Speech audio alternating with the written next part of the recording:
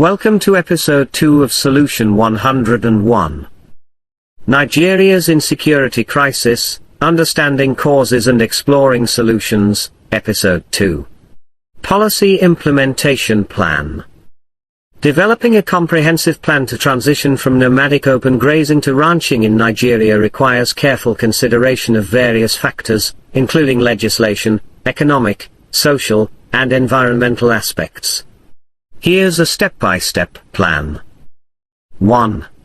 Stakeholder engagement and consultation. Initiate dialogue with relevant stakeholders, including pastoralists, farmers, local communities, government agencies, and experts in agriculture and land management.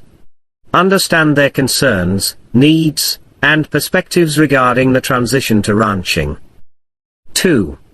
Legislative framework. Enact legislation or update existing laws to regulate open grazing and promote ranching. This could include laws to prohibit open grazing in certain areas, provide incentives for ranching, and establish standards for the operation of ranches. 3. Public awareness campaign. Launch a nationwide public awareness campaign to educate citizens about the benefits of transitioning to ranching, including increased productivity, improved animal welfare, and reduced conflicts between herders and farmers. 4. Infrastructure development. Invest in the development of necessary infrastructure for ranching, including fencing, water supply systems, veterinary services, and access roads. This could be done through public-private partnerships or government funding, e.g., each state government can invest into establishment of ranches in their state if required. This will also generate revenue to the government by renting out the facilities to herders. 5. Financial support. Provide financial support and incentives to encourage pastoralists to transition to ranching. This could include subsidies for the construction of ranch facilities, low-interest loans for investment in ranching equipment, and grants for training and capacity building. 6. Land allocation. Identify suitable land for the establishment of ranches and develop a transparent and equitable process for allocating land to ranchers. Ensure that land rights of local communities are respected and that environmental considerations are taken into account. 7. Capacity building. Provide training and technical assistance to pastoralists to help them adapt to ranching practices. This could include training in animal husbandry, pasture management, business management, and marketing. 8. Monitoring and enforcement. Establish mechanisms for monitoring compliance with regulations on open grazing and ranching, and enforce penalties for violations. This could involve the deployment of rangers or community-based monitoring groups to patrol grazing areas and ensure adherence to rules. 9. Research and innovation. Invest in research and innovation to improve ranching practices, increase productivity, and mitigate environmental impacts. This could include research on breeding techniques, feed formulation, waste management, and sustainable land use. 10. Evaluation and adaptation. Continuously monitor the implementation of the plan, evaluate its effectiveness, and make adjustments as necessary based on feedback from stakeholders and lessons learned from experience.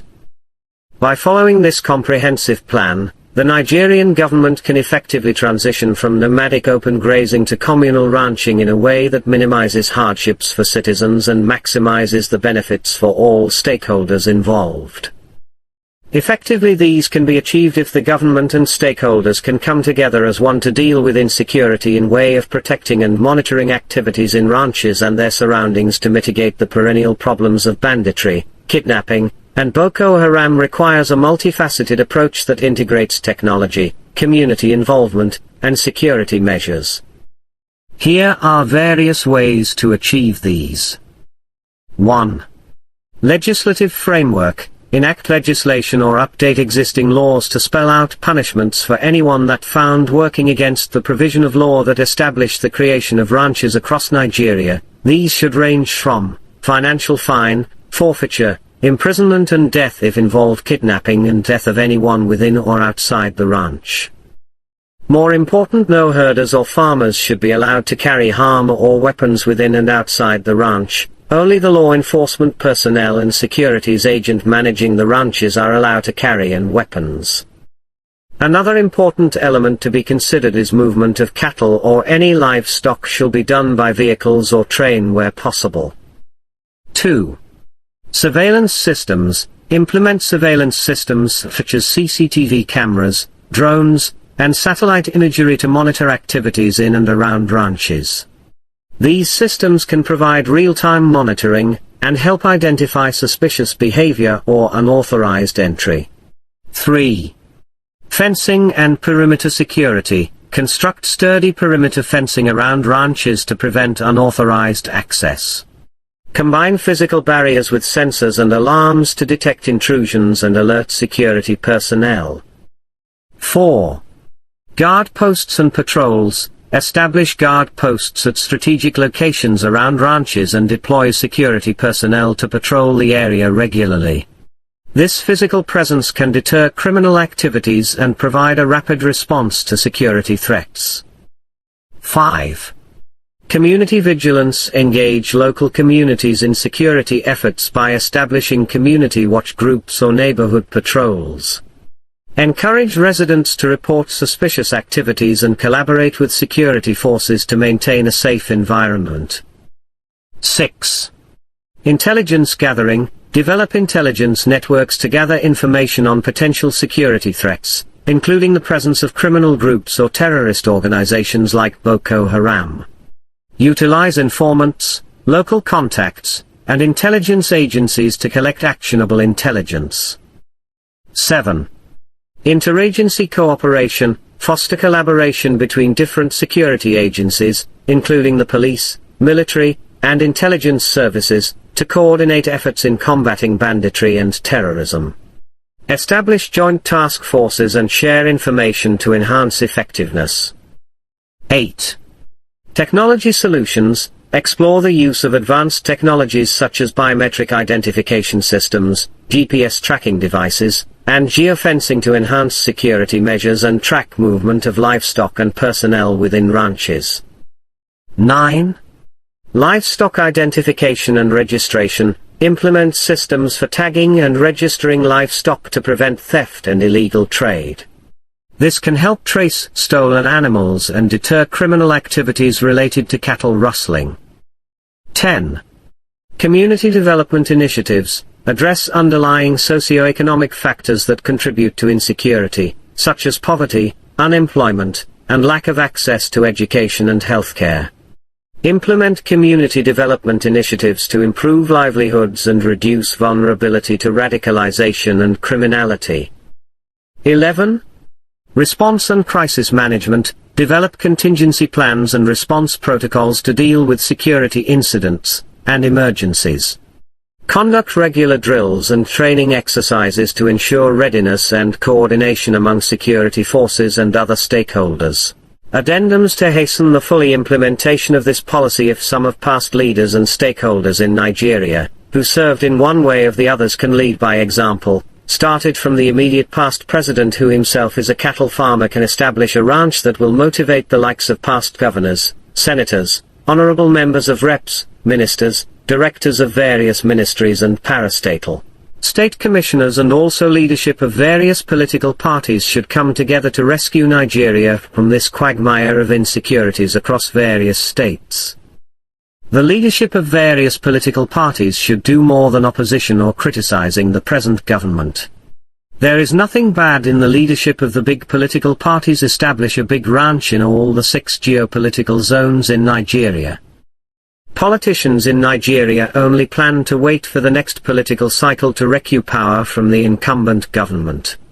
Politics has become a lucrative business in Nigeria rather representing and serving the people. Enough of Nigerian stakeholders establishing schools or businesses that don't benefit the poor masses rather than the elite. The same goes for most big religious bodies in Nigeria. There is nothing bad or wrong in religious bodies to venture into farming to feed their congregations. Most of the schools established that members cannot afford the tuition fees. One important fact in Nigeria is that it's easy to convince many poor Nigerians to pay tithes in churches than to pay the required tax to the government or pay for essential services like electricity, water, road tax, council tax, etc. It is time for every Nigerians to come together to solve all these major problems like insecurities, food production, bad infrastructure, etc. rather than complaining. The government cannot do it alone.